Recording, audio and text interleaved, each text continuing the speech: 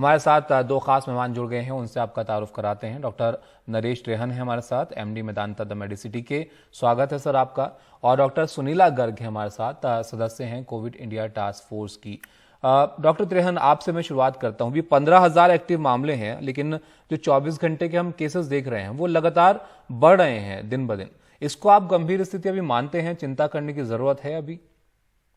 इसमें कोई शक नहीं है कि नंबर्स बढ़ते जा रहे हैं और चिंता भी उसके साथ साथ बढ़ती जा रही है। तो इसलिए अभी हमें ये पहले हिस्ट्री से सीखना चाहिए कि ऐसे ही स्लोली शुरू होता है, फिर सडनली बढ़ जाता है। अब हमें जो ये वेरिएंट जो पाया जा रहा है हिंदुस्तान में, जिसकी जब मैक्सिमम रिपोर्टिंग महाराष्ट्र, पुणे वगैरह से हो रही है, उसमें तो XBB 1.1.16 है।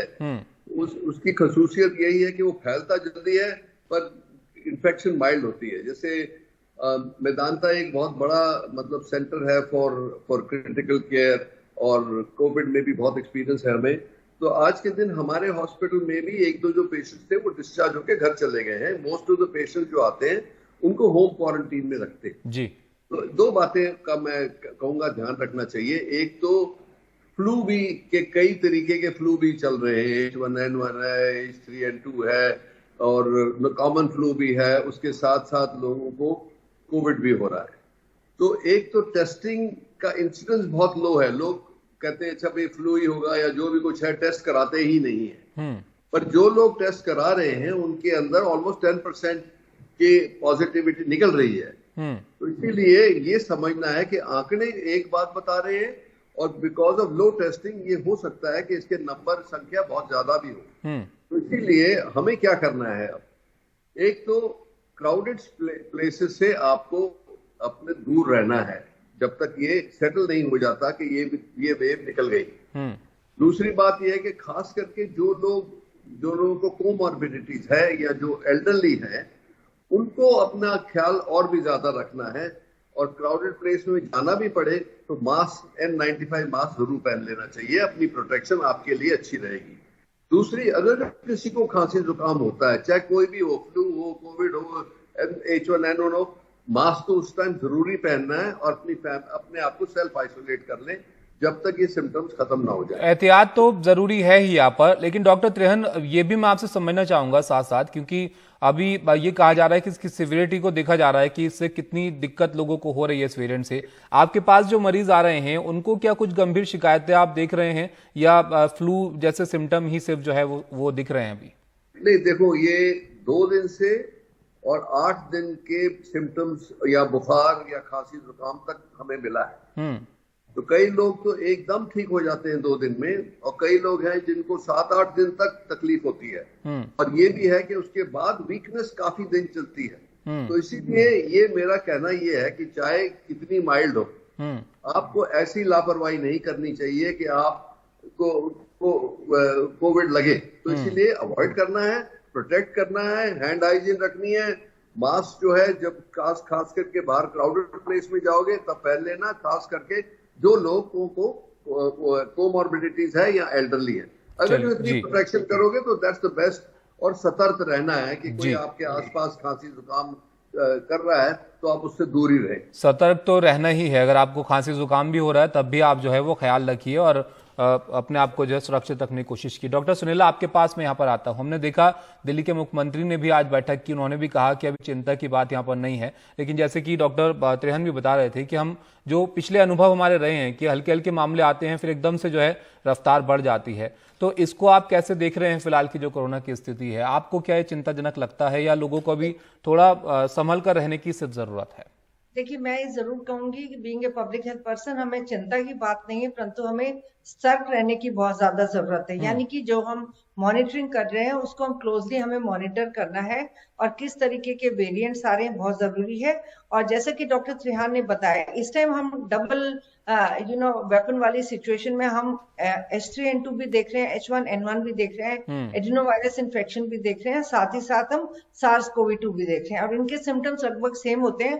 फर्क केवल इतना है, कोविड इन्फेक्शन जो होता है वो लगभग 5 से 7 दिन में सबसाइड कर जाता है, और जबकि हम H3N2 के जो हम केसेस देख रहे हैं उनको लगभग ठीक होने में 3 हफ्ते के करीब लगते हैं। तो अब इस टाइम हम क्या करें? बेसिकली एक तो ये है कि हमारे जो प्रिकॉशनरी डोज है वो केवल नॉट इवन 30% लोगों ने लगाई है। तो सबसे पहले तो ये है कि जिन लोगों को बूस्टर लगना चाहिए था उनको बूस्टर लगाना चाहिए, क्योंकि बूस्टर अवेलेबल है। और क्योंकि over a period of time, हालांकि हम नेचुरली इन्फेक्टेड भी हैं और हम सब लोगों ने 2 डोजेज ऑफ वैक्सीन भी लगाए हैं, बट इसको भी लगभग काफी समय हो चुका है। तो मैं कहूंगी कि जरूर बेसिकली आप प्रिकॉशनरी डोज जो है सबको मैं कहूंगी कि लगाएं। अच्छा डॉक्टर सुनीला, इसी पर क्योंकि आपने इसका जिक्र किया, इसी पर मैं आपसे एक जुड़ा हुआ सवाल पूछना चाहूंगा, क्योंकि ज्यादातर लोगों ने जो है वो वैक्सीन की डोज ले ली है, 2 डोज तो ले ही ली हैं अधिकतर लोगों ने, तो उसके बाद ये संक्रमण फैल रहा है, तो एक चिंता होगी लोगों के जहन में। तो आपको लगता है कि वो डोजेस को ज्यादा वक्त हो गया है, इस वजह से आपकी इम्यूनिटी जो है रिस्क पर आ जाती है, आपको 3rd डोज ले लेनी चाहिए, या फिर ये वेरिएंट ही कुछ ऐसा है जो उसको पार कर जाता है? देखिए, पहली बात तो मैं कहना चाहूंगी कि वायरस हमारे बीच में से कभी गया ही नहीं था, और वायरस जब हमारे बीच में रहेगा तो जाहिर सी बात है जब भी उसको कोई ससेप्टेबल ह्यूमन बीइंग मिलेगा तो उसमें मल्टीप्लाई करेगा। तो आज की तारीख में हम 344 कोविड वेरिएंट्स की बात कर रहे हैं, और जिसमें XBB.1.16 जो जिसका जिक्र आपने किया, ये कॉम्बिनेशन ऑफ 2 वेरिएंट्स है। तो ये रिकॉम्बिनेंट वेरिएंट है बेसिकली। तो प्राइमरीली ये है कि but it is more transmissible. हालांकि अभी हम लोग ज्यादा सीवियर केसेस इसलिए नहीं देख रहे, जैसा कि मैंने बताया कि हम लोगों को 2 डोजेस लग चुके हैं, और ओमिक्रॉन की जब वेव आई थी, वो ओमिक्रॉन हमारे लिए वेरिएंट ऑफ कंसर्न नहीं था, वेरिएंट ऑफ सपोर्ट था। हम सब इन्फेक्ट हुए, और परंतु हमको बहुत सीवियर इन्फेक्शन नहीं हुई। तो हमारे पास में डबल तरह की इम्यूनिटी है। परंतु उसके बाद भी गवर्नमेंट ने ऐलान किया था कीपिंग द व्यू के वेनिंग इम्यूनिटी है, तो सब लोग प्रिकॉशनरी डोज लगाएं, यानी कि 18 साल से ऊपर, जिसमें कि हमारी प्रेफरेंस थी एल्डरली लोग और पीपल विद कोमॉर्बिडिटीज। तो ये जरूरी है कि प्रिकॉशनरी डोज अब जरूर लगा लेनी चाहिए, पर्टिकुलरली जैसे कि मैंने जिक्र किया एल्डरलीज को, ये प्लस साथ ही साथ में Covid appropriate behaviour and specially hospital settings. Delhi में जैसे केसेस बढ़ रहे हैं, हमारी क्लोज सेटिंग्स जैसे मेट्रोज वगैरह में लोग ट्रेवल कर रहे हैं, हमारे सिनेमा थिएटर्स हैं, जहां पे भी हम ओवर क्राउडेड जगह की बात करते हैं, वहां पे कहीं ना कहीं हमें मास्क मैंडेट का जरूर इम्प्लीमेंटेशन करना चाहिए। और ये मैं जरूर कहूंगी कि लगातार मैसेज पब्लिक तक जाना चाहिए कि वो मास्क के साथ साथ हम कहीं ना कहीं हैंड हाइजीन भी भूल गए हैं, जो कि हम पहले बहुत अच्छी तरह से पालन कर रहे थे। तो मास्किंग, सैनिटाइजेशन और हमारा हैंड हाइजीन जो है, और avoiding distancing, that is avoiding going to overcrowded places, ये बहुत जरूरी है करके। तो ये हमारे जो पुराने मंत्र हैं ये बहुत जरूरी है। साथ ही साथ हमें जीनोमिक सीक्वेंसिंग पे ध्यान देना है, और जो हमारे ट्रैवलर्स आते हैं हमें उनको भी स्क्रीन करना चाहिए कि क्या हम किसी न्यू वेरिएंट की तरफ तो नहीं जा रहे। तो इस तरह से, और टेस्टिंग की जो तादाद है 140 टेस्ट हमारे पर मिलियन पॉपुलेशन, यानी कि 10 लाख पॉपुलेशन पे होने चाहिए। और आपने खुद ही बताया कि बेसिकली जब हमारी कई नॉर्थ ईस्टर्न स्टेट्स हम देख रहे हैं 100 टेस्ट भी नहीं हो रहे, तो कई जगह पर टेस्ट काफी कम है, तो उसको तो ध्यान में रखना ही होगा अगर हमें पता लगाना है कि कितना इसका असर है या कितना लोग इससे जो है वो संक्रमित हो रहे हैं। डॉक्टर त्रिहन, इसको आप कैसे समझाएंगे? जी डॉक्टर त्रिहन, मैं आपसे थोड़ा समझना चाहूंगा यहाँ पर, क्योंकि हमने पिछली बार हर्ड इम्यूनिटी सुना कि बहुत सारे लोगों को हो जाएगा, तब जो है शायद फैलाव इसका रुक जाए, बहुत लोगों ने वैक्सीन लगवा ली तो इसका असर कम हो जाएगा। अब तो ज्यादातर लोगों ने वैक्सीन लगवा रखी है, हम उस दौर से भी गुजर गए जब बहुत सारे लोगों को कोरोना हो गया, अब फिर से फैलाव हो रहा है। तो फिर यहाँ पे क्या लोगों को करना चाहिए? फिर से एक वैक्सीन के लिए जाएं या कोई और तरीका आप बताएं लोगों को? देखो, जो आज का एक्सपीरियंस बता रहा है हमें कि जैसे जैसे नए वेरिएंट्स आ रहे हैं, वो जो है वो वैक्सीन शील्ड को पियर्स कर रहे हैं, कि मतलब वैक्सीन हमें प्रोटेक्ट नहीं कर रही उनसे। फिर भी जो लोग एल्डरली हैं और जिनको कोमॉर्बिडिटीज हैं और एल्डरली कोमॉर्बिडिटीज हैं, उनको प्रिकॉशनरी डोज लगवा लेना चाहिए, क्योंकि जो भी इम्यूनिटी मिलेगी उससे कोई नुकसान नहीं होगा, हो सकता है फायदा हो। पर ये रूल है दुनिया का कि अगर जो वेरिएंट्स होते जाएंगे, और जैसे आज भी देखोगे आप, कॉमन फ्लू के लिए हर साल नई वैक्सीन बनाई जाती है, वही ये कोरोना का भी जो हमने पहले ही बोला था कि pandemic will turn into an epidemic and it will become seasonal after that. तो वो सीजनल में ये है कि हर उसको वैक्सीन को ट्वीक करना पड़ेगा, और हो सकता है कि हमें एक मल्टीवैलेंट कोई वैक्सीन बनेगी जो सारे जितने भी चीजें ये घूम रही हैं वायरस से उसके अगेंस्ट एक कॉमन वैक्सीन आ जाए तो उससे बहुत सहूलियत हो जाएगी लोगों को। पर जब तक ऐसा नहीं होता, आपको सिर्फ अपने आप को प्रोटेक्ट करना है। अपने आप को प्रोटेक्ट करने से आप अपनी फैमिली, अपनी कम्युनिटी, अपनी कंट्री को बचा रहे हो। इसमें कोई बहादुरी दिखाने की जरूरत नहीं है, कोई तकलीफ है नहीं। हमें पता है, हमने 3-3 साल मास्क पहने हैं और हम हॉस्पिटल में तो सारी जिंदगी पहनते आए हैं। कोई इतनी ट्रेजेडी नहीं है। ये वेव आई है, इसको लड़ने के लिए हमें सब इकट्ठे होके as a community, as a responsible citizen of this country, we should try to beat this wave. और it can be done if we protect ourselves. तो चेन टूट जाएगी, अपने आप ये चला जाएगा। इसके साथ ही डॉक्टर त्रिहन, क्योंकि जो हम फ्लू की, इन्फ्लुएंजा की भी बात कर रहे हैं, उससे भी लोग कंफ्यूज हो रहे हैं कि मिलते जुलते सिम्टम्स हैं, कहीं हमें फ्लू ही तो नहीं है, इन्फ्लुएंजा ही तो नहीं है। उसके लिए भी जो है जरूरी है, अगर मास्क लगाएं तो आप, अगर वो भी है तो भी आपका बचाव तो होगा ही। बिल्कुल, और बिल्कुल और कोई अच्छी बात तो है नहीं कि आपको चाहे 2 दिन की बीमारी है कि 1 हफ्ते की बीमारी है, उसमें कोई भी बीमारी आपको थोड़ा सा वीक छोड़ ही देगी। गला भी खराब होगा, तकलीफ भी होगी, दवाइयां भी लेनी पड़ेगी। Why not avoid it, act responsibly. तो हम ये नहीं कह रहे कि घर में भी आप मास्क लेके घूमो, पर ये है कि बाहर अगर जो आप क्राउडेड प्लेसेस में जा रहे हो तो उसमें मास्क पहन के, मूवी हॉल में जा रहे हो, प्लेन में जा रहे हो, कहीं फंक्शन में जा रहे हो, तो अपने आप को बचा के रखें जी। उसी में सिंपल मंत्रा है जो अपना कोविड अप्रोप्रिएट मंत्रा है, वही करना है जी। डॉक्टर सुनीला, आप अभी की जरूरत क्या समझते हैं इस कोरोना की स्थिति को देखकर? हम ये जानते हैं कि वायरस जो है वो म्यूटेट करता है, तो क्या हमें वैक्सीन को भी उस लिहाज से देखना चाहिए कि थोड़े थोड़े टाइम बाद हम उसको भी जांचते रहें कि उसका असर कैसा है वायरस के ऊपर? और ये जो टेस्टिंग है, इसको एक आदत में शुमार अब कर लेना चाहिए कि थोड़े वक्त में आपको टेस्ट करा लेना चाहिए? अगर आपको फ्लू जैसा भी लगता है तो आपको एक बार जांच लेना चाहिए। देखिए, फ्लू और ये सार्स कोविड 2 का जब तक किसी माइल्ड इन्फेक्शन है, हमें उसके बारे में वरी करने की जरूरत नहीं। परंतु बेसिकली जैसा कि मोस्ट इंपॉर्टेंट है कि हम मास्क का प्रयोग करें और प्रिकॉशनरी डोज का हम प्रयोग करें। और जहां तक गवर्नमेंट की रिस्पॉन्सिबिलिटी, वहां पे हम टेस्टिंग, ट्रीटिंग और ट्रैकिंग की बात कर रहे हैं।